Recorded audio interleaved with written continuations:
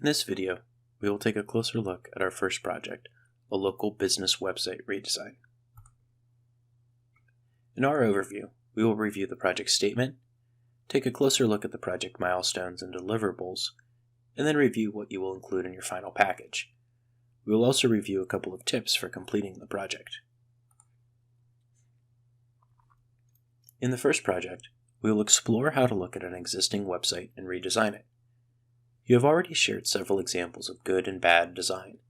Now, we will apply those ideas to an existing website for a local business. These are the stores, restaurants, and other places you might visit around town. What does their website look like? Is it modern? Is it responsive? Meaning, does it work well on both desktops and mobile devices? Think about the services this business offers. Is it clear how to find those services using their website? Is important information like business hours and contact information clear and easily found? Does the current design make good use of the company's existing branding, their logo, colors, typography? There is no shortage of businesses that could use a little help. Redesigns are great projects to practice your design and communication skills. You may even want to do a little in-person research. Does the website match the vibe or the look and feel of the business's physical location?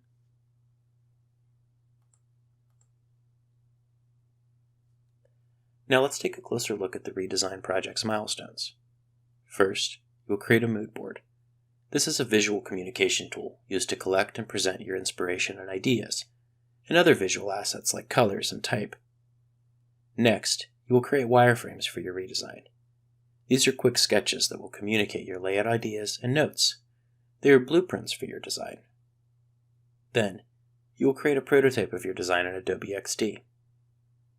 Finally, you will combine these milestones into a final package that communicates the full scope of your project, your thoughts and ideas, your process, and your final design. We will take a much more detailed look at each deliverable in the weeks ahead. But let's first take a brief look at a few examples, starting with the mood board.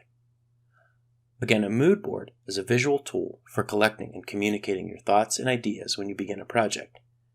It can also be used as a collection of visual assets, like a color palette, photography that will be used in a project, or UI elements like icons and buttons that will be reused in interface design.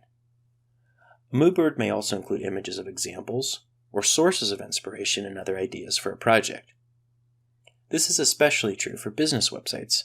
There may be competitors or similar businesses in another area that have good design examples to pull from. And finally, a mood board might include keywords that will help keep the project's goals in mind. Maybe the client is focused on staying organized. What colors, fonts, and textures or images help invoke or suggest that concept? Next, you will create wireframes for your design. Wireframes are low-fidelity sketches, meaning very simple and quick. They can be used to create blueprints for your layout and design. They can also be used to capture notes or provide annotations. Maybe you received a specific piece of feedback, or there is a particular feature that is most important to your client. Annotations and highlights can be used to help capture and present these ideas and details in your wireframes. Finally, you will take your visual assets and ideas from your mood board, combined with the layout ideas and blueprints from your wireframes, and create a prototype in Adobe XD.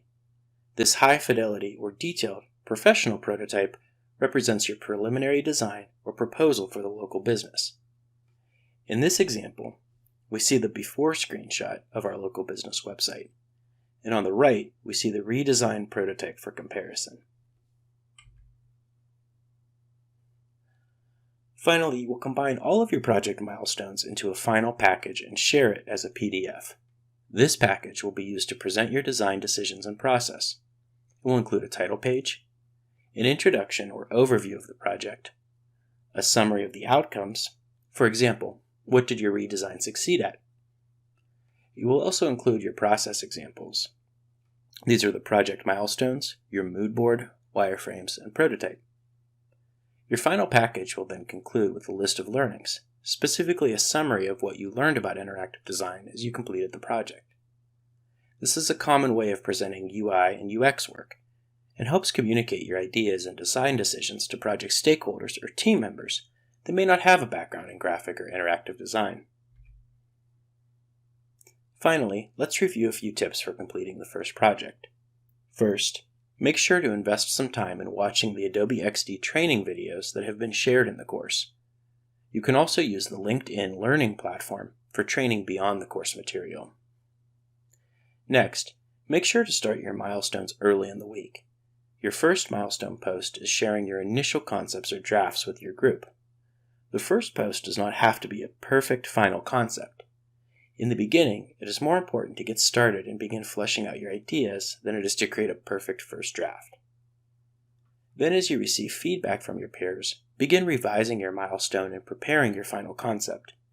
Give yourself plenty of time to apply the feedback and revise your work. Finally, as you complete a milestone and receive feedback from your instructor, place it in a draft of your final package.